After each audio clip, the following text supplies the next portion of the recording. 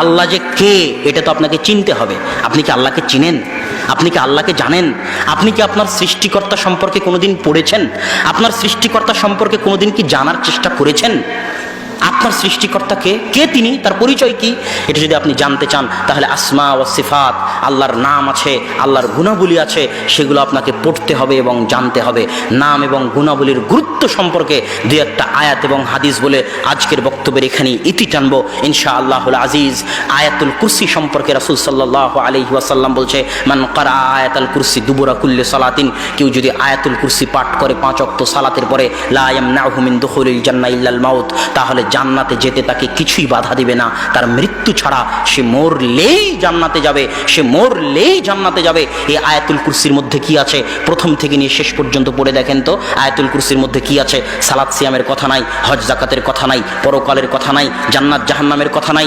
শুরু থেকে শেষ পর্যন্ত শুধুই শুধু আল্লাহ সুবহানাহু ওয়া তাআলার নাম, তার পরিচয়, তার গুণাবলী আছে। আল্লাহু লা ইলাহা ইল্লা হুয়াল হাইয়ুল কাইয়্যুম লা তাখুযুহু সিনাতুন ওয়া লা নাওমুন লাহু মা ফিস সামাওয়াতি ওয়াল আরজ। এই যে লাহু মা ফিস সামাওয়াতি ওয়াল আরজ এর মানে কি সম্পূর্ণটুকু ব্যাখ্যা করার হয়তো সময় নাই। আল্লাহ বলছেন আসমান এবং জমিন এবং তার মাঝে যা কিছু আছে সবই আমার। আর আরেক আয়াতে আল্লাহ বলছেন ইউসাব্বিহু লিল্লাহি মা ফিস সামাওয়াতি ওয়াল আরজ, আসমান জমিন এবং তার মাঝে যা কিছু আছে সবই আল্লাহর তাসবিহ পাঠ করে।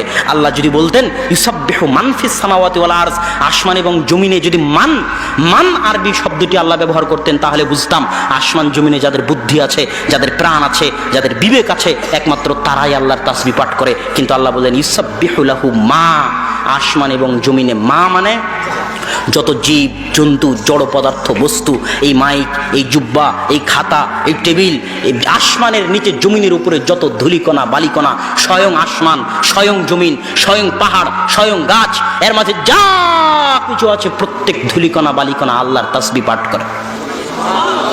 কেন বিশ্বাস হয় না? বিশ্বাস হয়। দলিল দিব। আল্লাহ সুবহানাহু ওয়া তাআলা যখন ইব্রাহিম আলাইহিস সালাতু ওয়াস সালামকে আগুনে নিক্ষেপ করা হলো, তখন আল্লাহ বললেন ইয়া নারু কুনি বারদাম ওয়া সালামান আলা ইব্রাহিম, হে আগুন তুমি ইব্রাহিমের জন্য ঠান্ডা হয়ে যাও। আগুনের কি জীবন আছে? আগুনের কি প্রাণ আছে? আগুন তো জড় বস্তু, তো আগুন কি ঠান্ডা হয়নি? মুসা আলাইহিস সালাতু ওয়াস সালাম যখন নদী পার হলেন তখন লাঠি নিক্ষেপ করলেন, নদী রাস্তা তৈরি করে দিল। তো সমুদ্রের পানির কি জীবন আছে? এটা তো জড় বস্তু, জলোচ্ছ্বাস পানি দিয়ে হয়, পানির কি জীবন আছে? 150-200 কিলোমিটার গতিতে বাতাস প্রবাহিত হয়, বাতাসের কি জীবন আছে? 8 রিখটার স্কেলে 9 রিখটার স্কেলে জমিন কেঁপে ওঠে, মাটি কেঁপে ওঠে, মাটির কি জীবন আছে? এই মেঘ আওয়াজ করে, এই মেঘ বৃষ্টি আকারে ছড়িয়ে বেড়ায়, এগুলোর কি জীবন আছে? তাহলে এই মেঘ, এই বাতাস, এই পানি, এই জমিন সবই আল্লাহ সুবহানাহু ওয়া তাআলার কথা শুনে, তার অগণিত অহরহ দলিল আছে। এই জন্য রাসূল সাল্লাল্লাহু আলাইহি ওয়াসাল্লাম শিখিয়ে দিয়েছেন সুবহানাল্লাযী সাখখারা লানা হাদা। যখন আপনি কোনো গাড়িতে উঠবেন তখন আপনি এই দোয়া পড়বেন, এটা আল্লাহ রাসূল শিখিয়ে দিয়েছে, এটা তাসবিহ। এই দোয়ার মধ্যে কি আছে? যে আমি যে গাড়িতে উঠলাম ওই আল্লাহর পবিত্রতা বর্ণনা করতেছি যিনি এই গাড়িকে আমার অধীনস্থ করে দিয়েছেন। ওই আল্লাহর পবিত্রতা বর্ণনা করতেছি যিনি এই গাড়িকে আমার অধীনস্থ করে দিয়েছেন।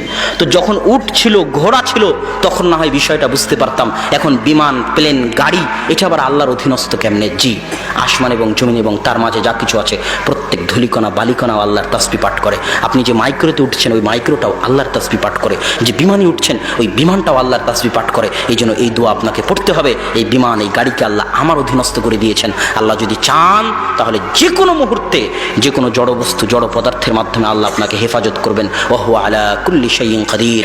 আর আল্লাহ হচ্ছেন সকল কিছুর উপর ক্ষমতাবান। তো সম্মানিত উপস্থিতি, আল্লাহর পরিচয় যদি জানতে চান আল্লাহ কে, তাহলে তার নাম এবং গুণাবলী আপনাকে পড়তে হবে। নাম এবং গুণাবলীর একটা পাবেন আয়াতুল কুরসিতে, এই জন্য আয়াতুল কুরসির এত মহত্ব। আর একটা পাবেন সূরাতুল ইখলাসে। আল্লাহ রাসূল বলছেন কেউ যদি সূরাতুল ইখলাস একবার পড়ে তাআদিলু সুলুসাল কোরআন, তাহলে সে যেন কোরআনের 3 ভাগের 1 ভাগ পড়লো।